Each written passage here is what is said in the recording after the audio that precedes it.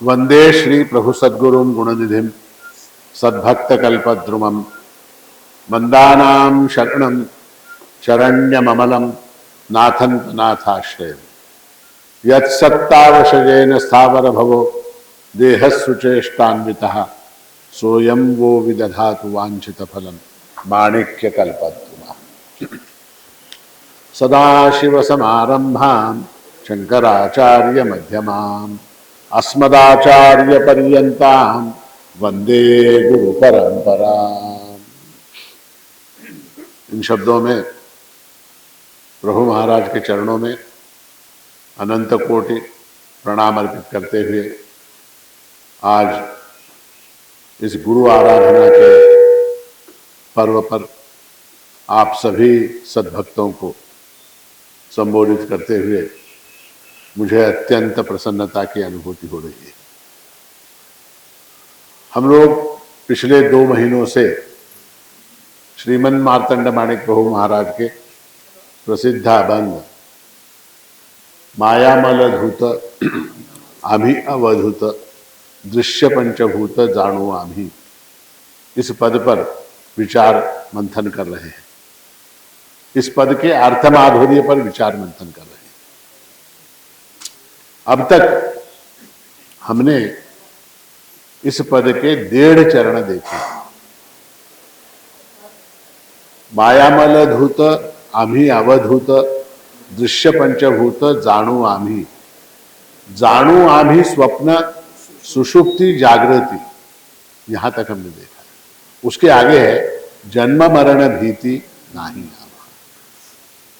तो ये जो दूसरा जो चरण है इस अभंग का, इसमें महाराज जी कहते हैं कि जाणू आम्ही स्वप्न सुषुप्ति जागृति। मनुष्य की साधारणतया 3 अवस्थाएं गिनी जाती हैं। एक को कहते हैं जागृति, दूसरी को कहते हैं स्वप्न और तीसरी अवस्था को कहते हैं सुषुप्ति। जागृति में जब हमारी सारी इंद्रियां जागृत होती हैं, पूर्ण विकसित अवस्था में होती हैं, उसको जागृति कहते हैं। स्वप्न में अंतःकरण की केवल चित्त नामक जो वृत्ति है वही काम करती है, बाकी सारी वृत्तियां जो है बंद हो जाती हैं। तो उसका उस समय जो है केवल स्मृतियां जो हैं वो हमें दृश्य रूप में स्वप्न में दिखाई देती है। और सुषुप्ति में सब कुछ क्लोज हो। जैसे आपका मोबाइल फोन जो है जब आप चालू करके रखते हैं तो सब कुछ चलता है उसके अंदर। फोन चलता है, वीडियो चलता है, गाना बजता है, सब कुछ चलता है। आप उसको एरोप्लेन मोड के ऊपर डाल देते तो क्या हो जाता है, थोड़ी देर के लिए सब कुछ बंद हो जाता है। या आप उसको स्विच ऑफ कर देते तो क्या हो जाता है, पूरा का पूरा बंद हो जाता है। तो आप ऐसा समझिए कि जागृति यानी मोबाइल फोन खुला हुआ, स्वप्न यानी एरोप्लेन मोड जिसके अंदर केवल इमरजेंसी मैसेज वगैरह कुछ आते होंगे तो आते होंगे, मुझे नहीं मालूम, और स्विच ऑफ, पूरा का पूरा स्विच ऑफ, सुषुप्ति। किंतु इन 3 अवस्थाओं के अतिरिक्त शास्त्रकारों ने 2 और अवस्थाएं कही हैं जो साधारणतः हम लोग उसकी चर्चा नहीं करते, किंतु 2 और अवस्थाएं हैं। इसका नाम है मूर्छा और 5वीं का नाम है मरण। जागृति, स्वप्न, सुषुप्ति, मूर्छा और मरण, ऐसी 5 अवस्थाएं। अब पिछली पूर्णिमा को मैंने आपको बताया था कि अवस्थाएं जो हैं वो यद्यपि बदलती रहती हैं, परिवर्तनशील है। एक व्यक्ति अब जागृति में है, थोड़ी देर बाद स्वप्न में चला जाएगा, उसके बाद सुषुप्ति में चला जाएगा, फिर जागृति में आ जाएगा। अवस्थाएं बदलती रहती हैं, किंतु अवस्थाओं के बदलने से व्यक्ति नहीं बदलता। जैसे एक व्यक्ति है, वो क्या है, वो मान लीजिए एक इंजीनियर है, ठीक है। अब वो इंजीनियर रात में सो गया, सुषुप्ति अवस्था हो गई। सुबह उठा, सुबह उठने के बाद वो इंजीनियर ही उठता है या उसकी जगह डॉक्टर उठता है? इंजीनियर ही उठता है ना। इंजीनियर अगर सुषुप्ति में चला गया तो जागृति में फिर इंजीनियर ही आता है। डॉक्टर अगर सुषुप्ति में चला गया तो जागृति में डॉक्टर ही आता है। पहलवान अगर सुषुप्ति में चला गया तो जागृति में पहलवान ही आएगा, संगीतकार नहीं आएगा वहां। तो कहने का तात्पर्य है कि अवस्थाएं यद्यपि बदलती रहती हैं, किंतु उन अवस्थाओं को धारण करने वाला जो व्यक्ति है वो नहीं बदलता, वो नहीं बदलता। इस नियम से अगर हम देखें, इस नियम से अगर हम देखें तो जागृति, स्वप्न, सुषुप्ति या मूर्छा, मूर्छा यानी क्या? मूर्छा यानी अनकॉन्शियस हो जाना। कभी कभी होता है ना, आदमी बेहोश हो जाता, उस अवस्था को आप देखिए, मूर्छा अवस्था। आप कभी हुए, आप में से कोई बेहोश हुआ कभी?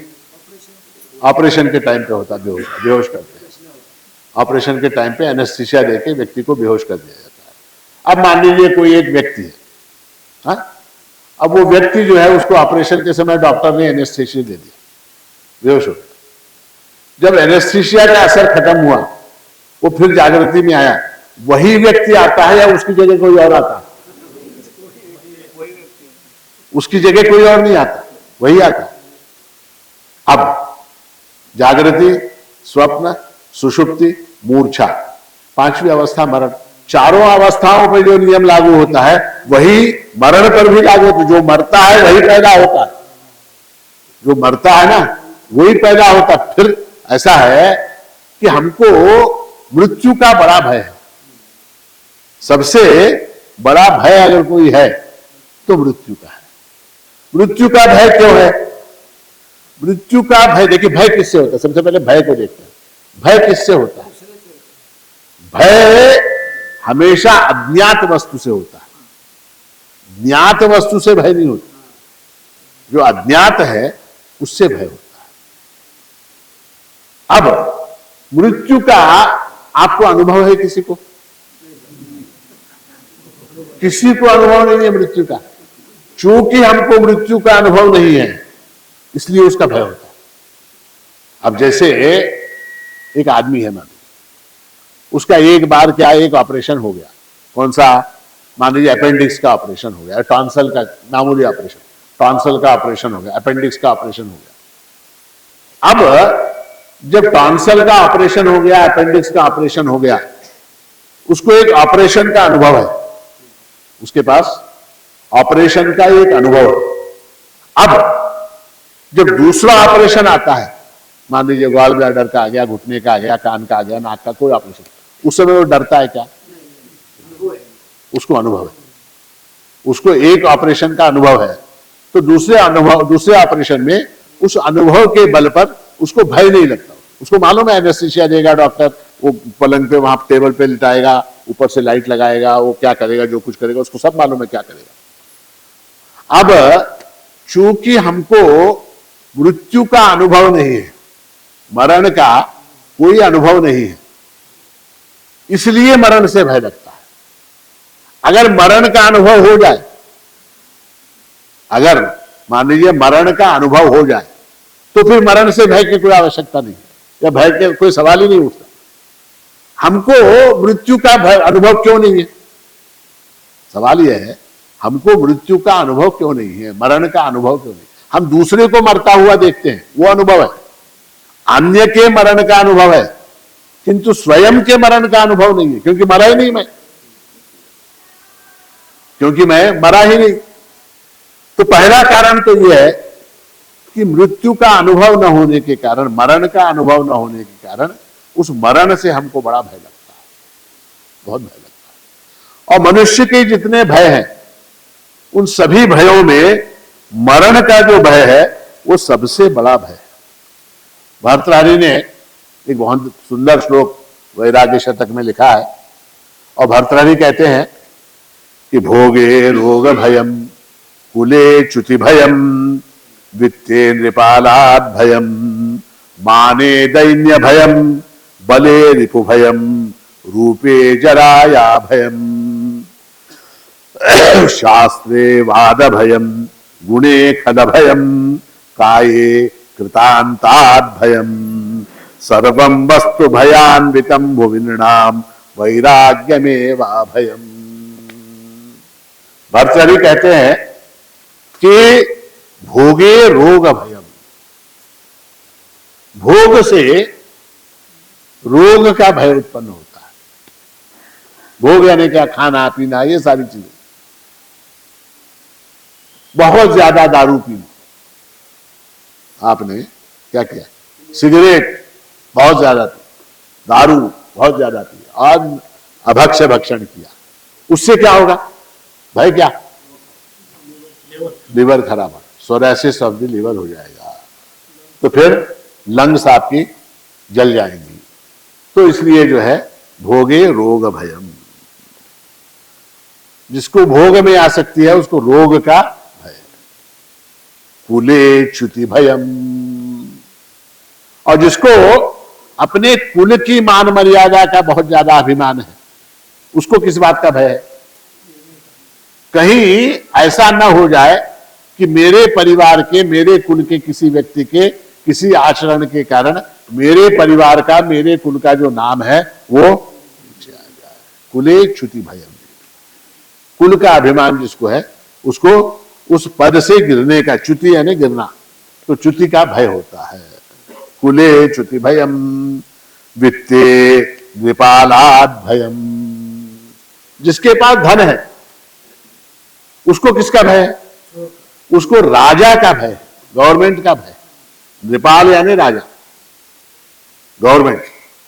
तो जिसके पास धन है उसको टैक्स है, इनकम टैक्स है, जीएसटी, फलाना टैक्स दिए, वैट, वो ये central sale tax, state sale tax, फलाना ढिमकाना, उसका सारा भय लगा रहता है। तो वित्ते नृपालाद भयम माने दैन्य भयम, जो अभिमानी व्यक्ति है उसको दैन्य का, कहीं मेरा अपमान न हो जाए, कहीं मुझे नीचे न बिठा दे, कहीं मुझे कोई अरे तुरे करके ना बुला दे, कोई मुझे जो है दरवाजे पे खड़ा ना कर दे, वेटिंग न करवा दे, मेरा कहीं अपमान न कर दे।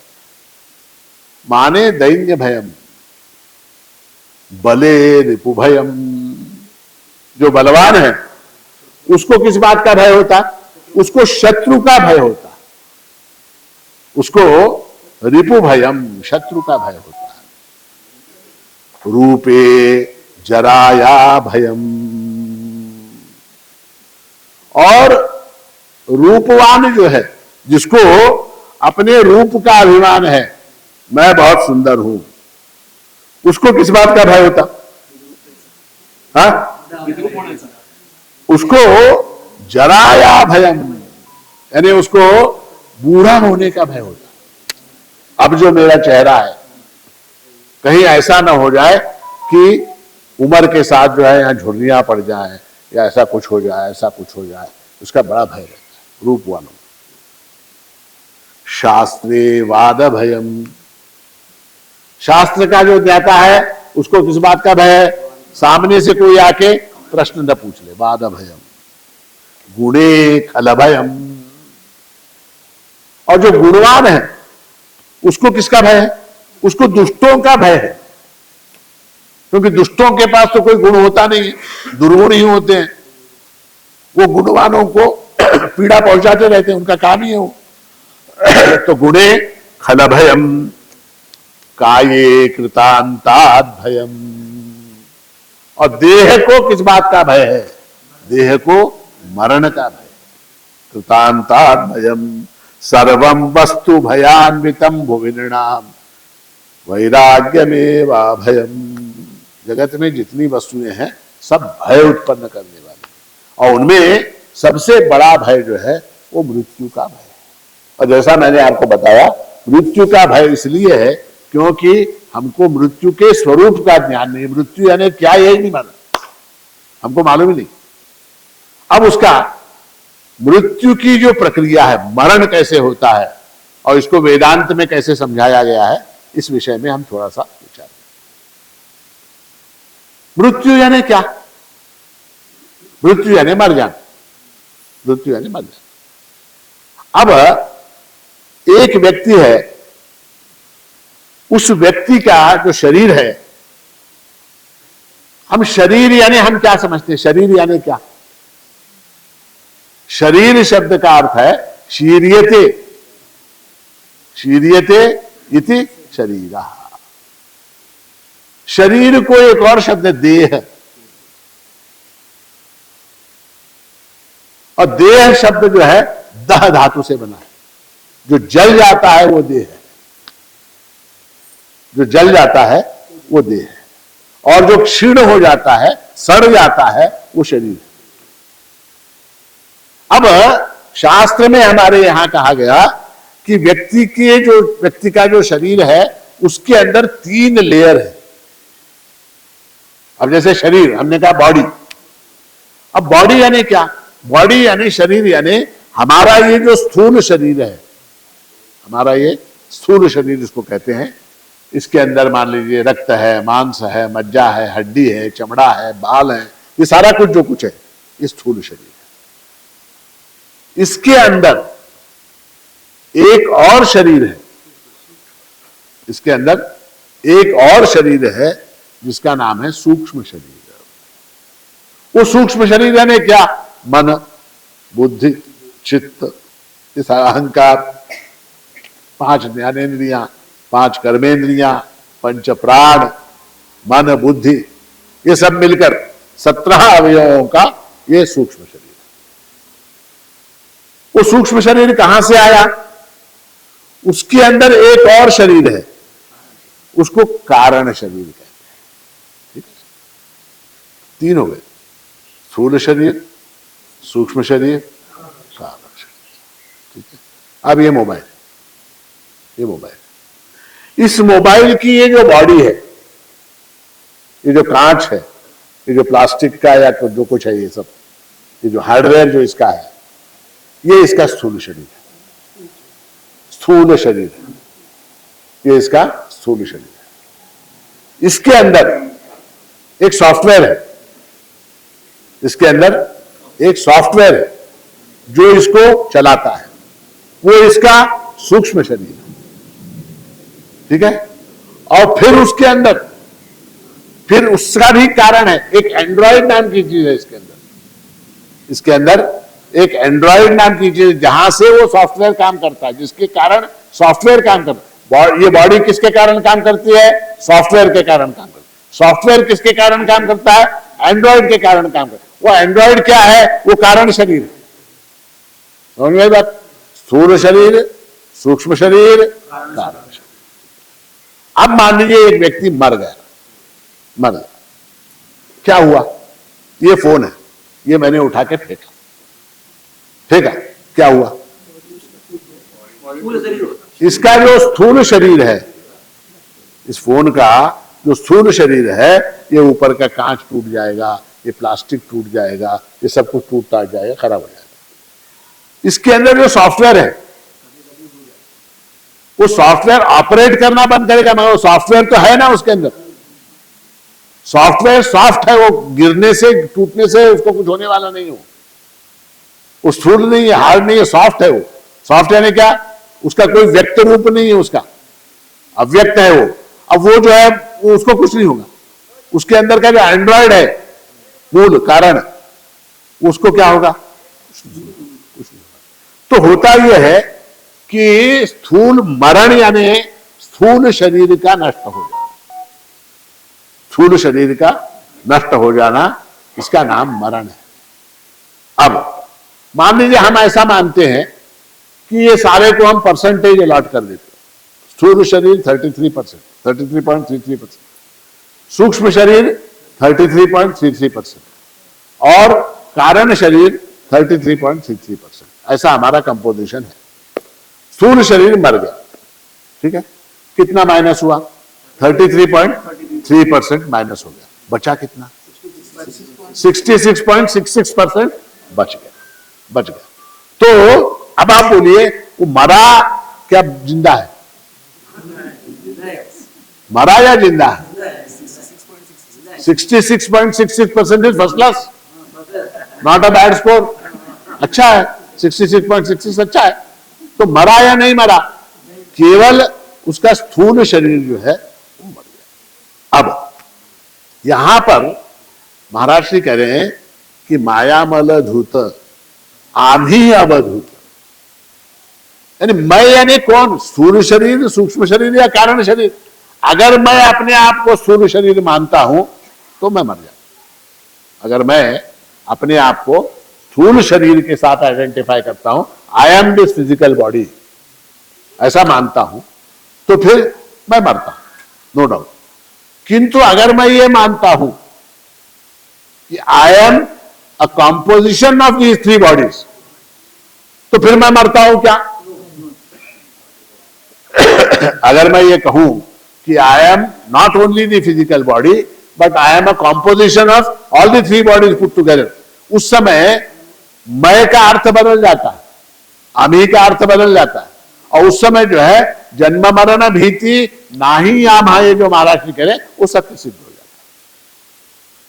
अब देखिए एक प्रैक्टिकल उदाहरण मैं आपको देता हूं, हमारा बॉडी कैसे फंक्शन करता है। देखिए मान लीजिए एक बकेट है, एक बकेट है, उस बकेट के अंदर पानी है, उस बकेट के अंदर पानी है, और उस पानी में सूरज प्रतिबिंबित हो रहा है, सूर्य प्रतिबिंबित हो रहा है। कल्पना कीजिए आप लोग, एक बकेट है, घर के आंगन में बाहर आपने आउटडोर में एक बकेट रखा है, उस बकेट में पानी भरा हुआ है और सूर्य जो है वो उस बकेट के अंदर पानी के अंदर प्रतिबिंबित हो रहा है, जिसके कारण वो बकेट में का जो पानी है वो चमक रहा है। अब ऐसी कल्पना कीजिए कि आपका ये जो स्थूल शरीर है वो बकेट है, आपका स्थूल शरीर वो एक बकेट है, उस बकेट के अंदर सूक्ष्म शरीर रूपी पानी भरा हुआ है। कौन सा पानी भरा है? सूक्ष्म शरीर का पानी भरा हुआ है। सूक्ष्म शरीर के अंदर उस सूर्य का, उस आत्मा का प्रतिबिंब गिर रहा है, और उस प्रतिबिंब के कारण ये जो बकेट में का पानी है वो चमक रहा है, चमक रहा है। समझ में आई बात? तो गहराई से सोचिए, गहराई से सोचिए। स्थूल शरीर ये बकेट है, इसके अंदर का पानी सूक्ष्म शरीर है, उस सूक्ष्म शरीर में आत्मा प्रतिबिंबित हो रहा है, उस आत्मा के प्रतिबिंब के कारण उस सूक्ष्म शरीर का नाम चिदाभास हो जाता है वेदांत में, उसको चिदाभास बोलते हैं। चित आभास, चित यानी आत्मा, उसका आभास, कॉन्शियसनेस का आभास। एक्चुअल कॉन्शियसनेस नहीं है यहां पर, आभास है उसका, बिंब प्रतिबिंब है। उसके कारण जो है वो जल जो है प्रकाशमान दिखाई दे रहा है, पानी चमक रहा, पानी चमक। पानी के अंदर चमकने का गुण है क्या? पानी के अंदर चमकने का गुण। अच्छा, आपका जो शरीर है, आपके इस शरीर में चलने का, फिरने का, बोलने का गुण है क्या? है, बोल रहे ना आप लोग, बोल रहे, चल रहे, फिर रहे, सब लोग बोल रहे, गाते हैं, रोते हैं, हंसते हैं, आप लोग सब। हाँ, नहीं, that is not the correct answer, वो नहीं है। आपके अंदर चलने का, बोलने का गुण है क्या? नहीं है शरीर के अंदर, है ना? वो जो है, अगर वो गुण है शरीर के अंदर, आप बोल रहे ना चलने का, बोलने का, हंसने का, गाने का गुण है, अब अगर वो गुण है तो वो मुर्दे में क्यों नहीं दिखाई देता? बॉडी का लक्षण चलना, फिरना, हंसना, खाना, पीना, रोना, ये सारा कुछ है, तो फिर ये सारा कुछ मुर्दे में भी दिखाई देना चाहिए। मुर्दे में दिखाई देता है क्या? मुर्दा रोता है क्या? बाकी लोग रोते, मुर्दा रोता है क्या? हंसता है क्या? अरे अरे मला जाऊ नका बोलता है क्या? नहीं। उसके सिराने इतनी अगरबत्तियां लग गए, सरका मला खोकला येत बोलता है क्या? नहीं बोलता। बोलता है कोण कोण रडू लागले, कोण कोण रडना झाले, आंख खोल के देखता है क्या? नहीं देखता। क्यों नहीं? वहां पर क्या हो गया देखिए, आप वो जो बकेट है, go back to the bucket example, bucket है, बकेट के अंदर पानी है, ठीक है, पानी के अंदर सूर्य चमक रहा है, जिसके कारण वो सारी एक्टिविटीज वहां पर चल रही, चमक रहा है पानी। अब क्या हो गया, इस बकेट में का पानी उस बकेट में ट्रांसफर हो गया दूसरे वाले में, दूसरे बकेट के अंदर जब वो पानी ट्रांसफर हो गया, तब ये बकेट के अंदर कुछ चमकता है क्या? है चमकने के लिए कोई मीडियम नहीं है जिसके अंदर सूर्य प्रतिबिंबित हो। अब यहां पर ये खाली जो बकेट हो गया, ये स्थूल देह अगर मर गया, खाली हो गया बकेट, तो यहां पर चमकने के लिए उसको कोई मीडियम नहीं, अच्छा सूर्य प्रतिबिंबित होता है क्या नहीं खाली बकेट में?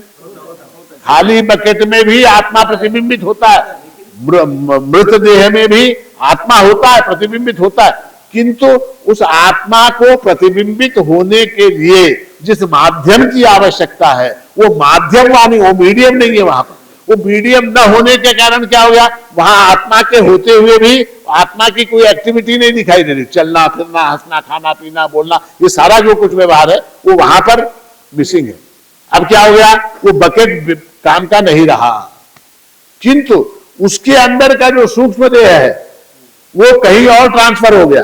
वो जहां ट्रांसफर हो गया है वहां फिर चमकने लगता है, वहां फिर चमकने। ये बात समझ में, ये बहुत इंपॉर्टेंट है। इस पद का जो क्या बोलते हैं उसको, आत्मा है, वो इसी पंक्ति की जन्म मरण भीति नहीं आमा, ये जब तक क्लियर नहीं होगा आपको कुछ समझ में नहीं आएगा।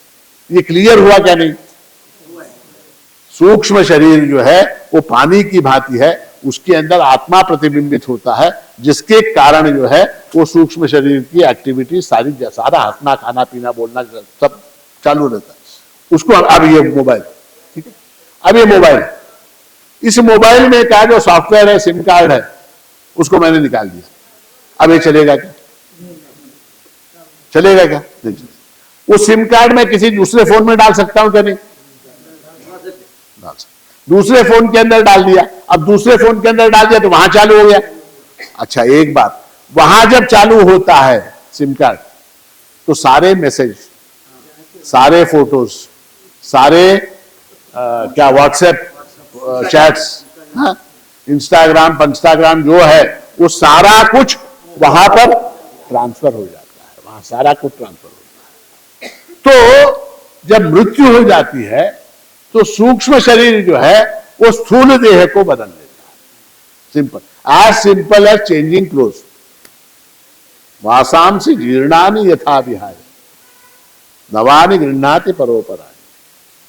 गीता में भगवान ने कहा कपड़े बदलने जैसा है वो। ये कपड़ा खराब हो गया, बदल दिया, दूसरा पहन लिया, दूसरे कपड़े के अंदर चला गया, वो बैठ गया। कपड़ा हम ऊपर से पहनते हैं, पर यहां ऐसा है वो दूसरे कपड़े के अंदर ये घुस जाता है। तो ऐसा जब है, वास्तविकता मरण की जब ऐसी है, तो जो ज्ञानी है, जिसको मरण की प्रक्रिया का ज्ञान, क्योंकि जानू आम ही करे, जानू आम ही स्वप्न सुषुप्ति जागृति जन्म मरण, इन सबको मैं जानता हूं। अच्छा जन्म यानी क्या? जन्म यानी सूक्ष्म शरीर का एक बकेट में से दूसरे बकेट के अंदर ट्रांसफर, दूसरे बकेट के अंदर। अच्छा ये कब तक चलता रहेगा ये ट्रांसफर? ये कब तक चलता रहेगा? एक बकेट से दूसरे बकेट में, दूसरे बकेट से तीसरे बकेट में, तीसरे बकेट से, वो जो है कर्मों के अनुसार से, जब तक कर्म शेष हैं, अच्छे बुरे। देखिए पानी है, बकेट है, अब जो है इस समय लोहे के बकेट के अंदर पानी है, लोहे के बकेट के अंदर पानी। अब क्या नेक्स्ट क्या? चांदी के बकेट के अंदर, चांदी के बकेट के अंदर प्रतिबिंबित होना शुरू हो गया। क्यों? क्योंकि कर्म जो है वो इससे भी अच्छे। उसके बाद क्या?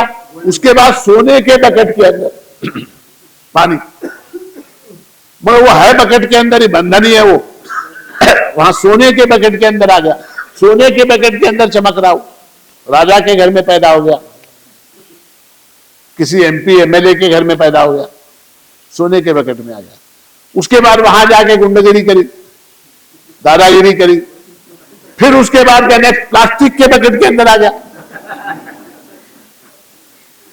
बकेट बदलते रहते, पानी नहीं बदलता। पानी कब बदलता? पानी कैसे बदलता है? पानी जो है वो कर्मों से बदलता है। उस पानी के क्वालिटी को भी बदल सकते, सूक्ष्म शरीर यानी पानी। अब वो पानी का क्वालिटी, अब देखिए आत्मा जो प्रतिबिंबित होता है वो जल जितना निर्मल होगा उतना अधिक जो है उसका प्रतिबिंब स्पष्ट होता है। अब हम देखते हैं हमारे लोगों में इतने सारे लोग हैं, इतने सारे लोगों में किसी की बुद्धि मंद है, किसी की बुद्धि तीव्र है, किसी की अध्यात्म में रुचि है, किसी की भोग में रुचि है, किसी की किसी में रुचि है, किसी की किसी में रुचि है। ऐसा क्यों है? वो बकेट नहीं, it is the quality of water. उसके अंदर जो पानी है उसकी क्वालिटी है वो पानी। वो पानी जितना निर्मल होगा उतना जो है परमात्मा वहां पर प्रतिबिंबित होगा। अब किसी के अंदर परमात्मा कम प्रतिबिंबित होता है, किसी के अंदर ज्यादा होता है। आप देखिए वो परमात्मा सर्वोहम सर्वभूतेषु नमेतेषु, अपने परमात्मा का कोई दोष नहीं। वहां मीडियम माध्यम जो है उसकी निर्मलता, वो जितना निर्मल होगा उतना अधिक परमात्मा उसके अंदर प्रतिबिंबित होगा। अब जैसे आप लोग यहां बैठे हुए, ठीक है, अब यहां पर अगर आप ध्यान से देखेंगे तो फर्श के ऊपर आपको आपका चेहरा भी नजर आता है। जरा ध्यान से देखो, जो खुले में बैठे हैं वो लोग, आपका चेहरा दिखाई। मोबाइल में नहीं, जमीन के ऊपर देखो। हाँ, जमीन के ऊपर देखो, तुम्हारा चेहरा दिखाई देता क्या? नहीं दिखाई दिखता है, थोड़ा पॉलिश करने से दिखता है, पॉलिश करने के बाद दिखता है। ये जितना ज्यादा पॉलिश्ड होगा ये पत्थर, उतना उसके अंदर प्रतिबिंब। आप रोड के ऊपर जाइए, दिखता है क्या कुछ? रोड के ऊपर नहीं, जमीन के ऊपर नहीं। मार्बल है, ग्रेनाइट है, वो जितना आप साफ करेंगे, मिरर, सबसे ज्यादा क्लीन सरफेस किसकी होती है? मिरर की होती है। मिरर के अंदर चेहरा दिखाई देता है। तो उसी तरह से उस बकेट के अंदर का जो पानी है, वो पानी जितना निर्मल होगा उतना जो है आत्मा का प्रतिबिंब, परमात्मा तत्व उतना ज्यादा उसके अंदर जो है वो प्रकट होगा, है ना। संतों में हमारे में क्या फर्क है? हमारे में और तुकाराम महाराज में क्या फर्क? उनको भी मूछा थी। तुकाराम महाराज मूछा थी कि नहीं? मूछा थी। तुकाराम महाराज मूछे वाले थे, मूछे थी। तुकाराम महाराज भी धोती पहनते थे, मैं भी धोती पहनता हूं। तुकाराम महाराज शर्ट पहनते थे, मैं भी शर्ट पहनता हूं। सीधी बात, क्या फर्क है? उसके अंदर का जो पानी है, वो पानी इतना ज्यादा निर्मल था वो कि वहां पांडुरंग स्वयं प्रकट हो गया। यहां पानी गंदा है, यहां जो है पानी गंदा है। अब उस पानी को शुद्ध करने का तरीका क्या? ऐसा तो नहीं है बिस्लेरी का जो है 20 लीटर का लेके आया उसमें डाला, नहीं कर सकते। उसका फिल्टरेशन प्रोसेस, उसका फिल्टरेशन प्रोसेस है। वो फिल्टरेशन प्रोसेस कैसा है उसका चित्त शुद्धि के जो उपाय, नाम स्मरण, परमात्मा का स्मरण, भक्ति, भजन, ये उपासना, ये सारी चीजें उस पानी को शुद्ध करती है। समझ रहे आप? ये विषयांतर हो गया, पानी को शुद्ध करना ये अलग बात है। एक्चुअल मरण की प्रक्रिया क्या है कि उसके अंदर आत्मा प्रतिबिंबित होता है जल के अंदर। जल यानी सूक्ष्म शरीर, थूल यानी बकेट, उस बकेट में से पानी दूसरे बकेट के अंदर चला गया, ये बकेट खाली हो गया। यद्यपि इसके अंदर आत्मा प्रतिबिंबित हो रहा है, किंतु वहां पर माध्यम, मीडियम न होने के कारण वो प्रतिबिंब दिखाई नहीं देता। फिर वो बकेट किसी काम का नहीं रहता। फिर उसको ले जाके क्या कर देते हैं? राम नाम सत्य कर देते हैं। इसका अर्थ ये नहीं हुआ कि व्यक्ति मर गया। इसका अर्थ ये नहीं हुआ कि व्यक्ति मर गया। इसलिए महाराज जी कहते हैं कि जन्म मरण भीति नाही आमा। तो जन्म जो है जातस्य ही ध्रुव मृत्यु, जो पैदा हुआ वो मरेगा, और जो मरेगा वो पक्का, जो मरेगा वो पैदा।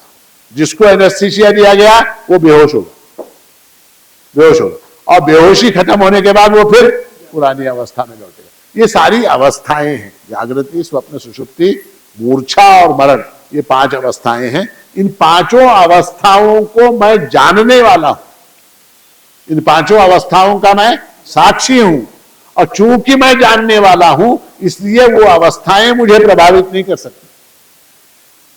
समझ में आ रही बात आपको? जिस चीज को मैं जानता हूं मैं उससे सर्वथा भिन्न होता हूं। जैसे ये चश्मा है, इसको मैं जानता हूं ये मेरा चश्मा है, मैं और चश्मा एक हुए क्या? नहीं हुए। ये मेरा फोन, मैं और फोन एक हुए क्या? नहीं हुए। हमारे अंदर से मेरा फोन यानी वहां संबंध आ गया, वहां एक प्रकार का संबंध, व्याकरण की भाषा में उसको षष्ठी विभक्ति कहते। तो यहां पर जो है संबंध आ गया, मेरा फोन, मेरा फोन यानी मैं नहीं हो सकता। उसी तरह से मेरी जागृति, मेरा स्वप्न, मेरी सुषुप्ति, मेरी मूर्छा, मेरा मरण, मेरा जन्म, वो मैं नहीं हूं। वो राजा जनक की कहानी बहुत प्रसिद्ध है कि एक बार राजा जनक जो है वो सो रहे थे महल के अंदर अपने पलंग के ऊपर सो रहे थे।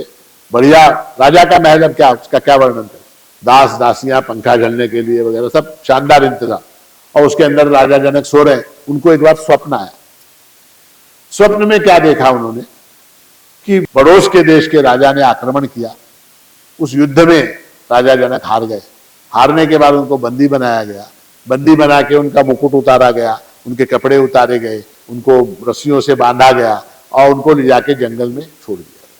अब राजा जनक जंगल में घूम रहे, स्वप्न में जंगल में घूम रहे, खाने को नहीं है, भूख लग रही है, पीने को पानी नहीं है, प्यास लग, पैर में छाले गिर रहे हैं, पत्थर चुभ रहे हैं, कांटे चुभ रहे हैं, शरीर के ऊपर वस्त्र नहीं है, कोई रास्ता दिखाने वाला नहीं है, बड़े भयंकर कष्ट के अंदर चलते चलते चलते बड़ी पीड़ा उठा रहे हैं।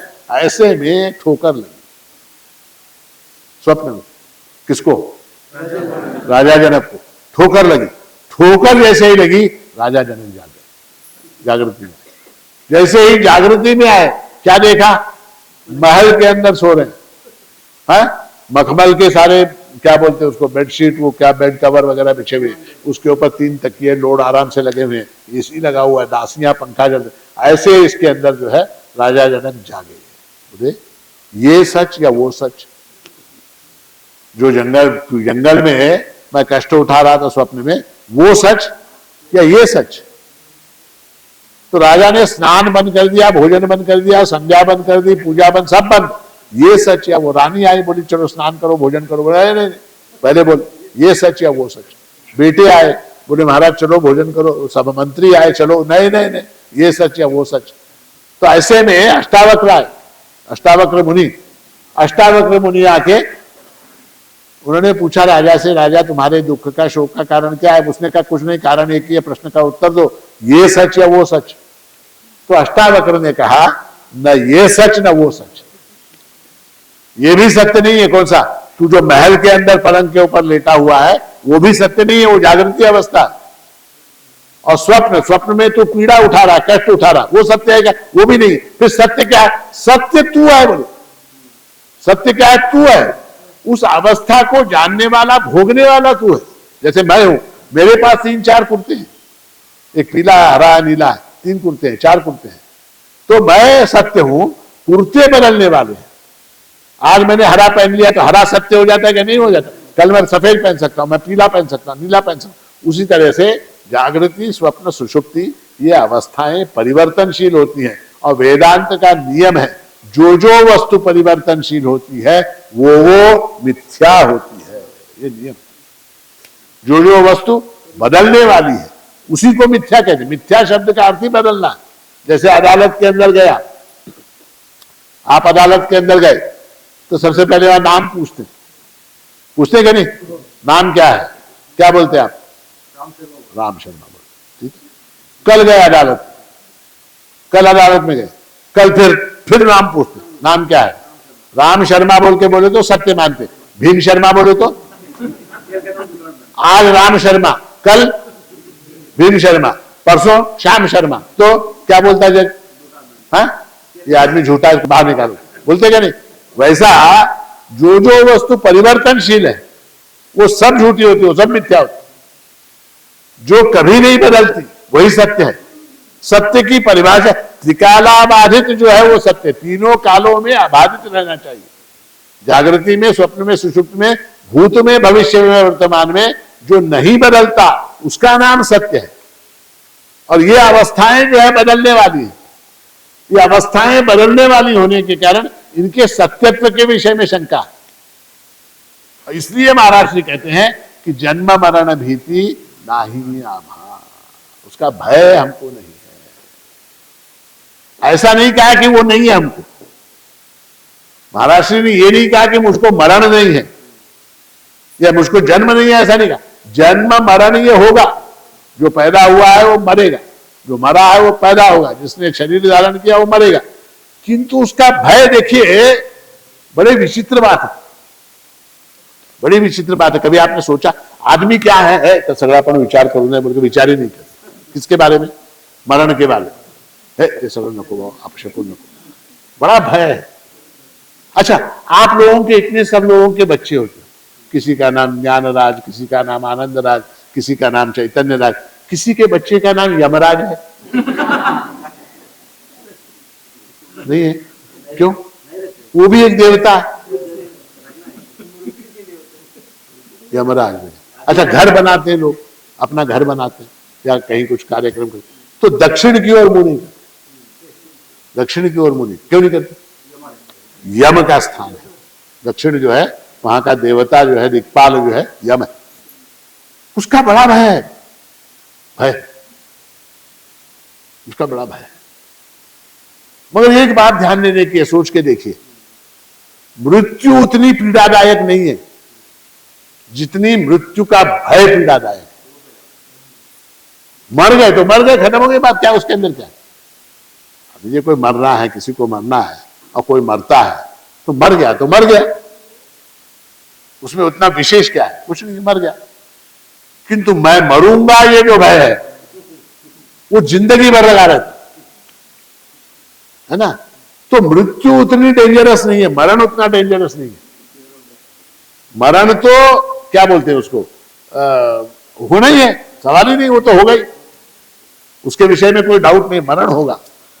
किंतु उस मरण का भय जो है वो जिंदगी भर हमको सता। थोड़ा सा अगर मान लीजिए कभी कुछ ज्यादा खा लिया, और यहां कभी कभी होता है ना छाती के अंदर गैस्ट्रिक ट्रबल हो जाता है, तो सीधा जो है अपोलो हॉस्पिटल, और क्या बोलते हैं उसको, इको कार्डियोग्राम, 2D इको कराते हैं कि नहीं? डॉक्टर बोलता कुछ नहीं, एक ये खा लो, का इनो ले लो, या तुम्हारा वो ये हरी गोली पुदीनरा ले लो, इनो ले लो, कब नहीं डॉक्टर, पूरा का पूरा थरो बॉडी चेक करो एक बार। क्यों? सिर दर्द होने से ब्रेन हेमरेज की शंका हो जाती, कहीं ब्रेन हेमरेज न हो जाए, शंका होती मन के, भय होता है। और ये एक को नहीं, सबको होता, सब प्राणियों को है भय। ऐसा नहीं है कि शेर को भय नहीं है, ऐसा नहीं है कि सिंहों को भय नहीं है, बाघ को भी, उसको भी मनुष्य। अच्छा, बड़े बड़े लीडर है, उनको नहीं है क्या? द वेरी फैक्ट कि उनके साथ 40-40, 50-50 सिक्योरिटी पर्सनल चलते हैं, ब्लैक कैट कमांडो आपने देखे, हाँ? मुख्यमंत्री, प्रधानमंत्री, ये लोग, गवर्नर, इनके पीछे पीछे चलते, क्यों? तो मृत्यु का भय, कोई उड़ा देगा, मृत्यु का भय।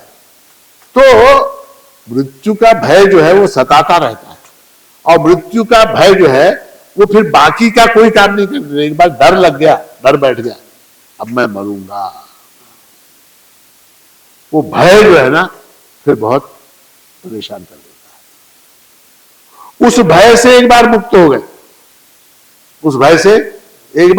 गए, तो फिर व्यक्ति जो है उसका जीवन सुखमय हो जाता है, उसका जीवन आनंदमय हो जाता है। क्यों? मरण तो अटल है, जात से ही ध्रुवो मृत्यु, ध्रुव है, मरने वाला, मरण तो होगा, कैसे होगा, क्यों होगा, कैसे होगा, क्या होगा, कब होगा, ये जो भय है, उस भय के कारण जीवन जो है हमारा बर्बाद होता है।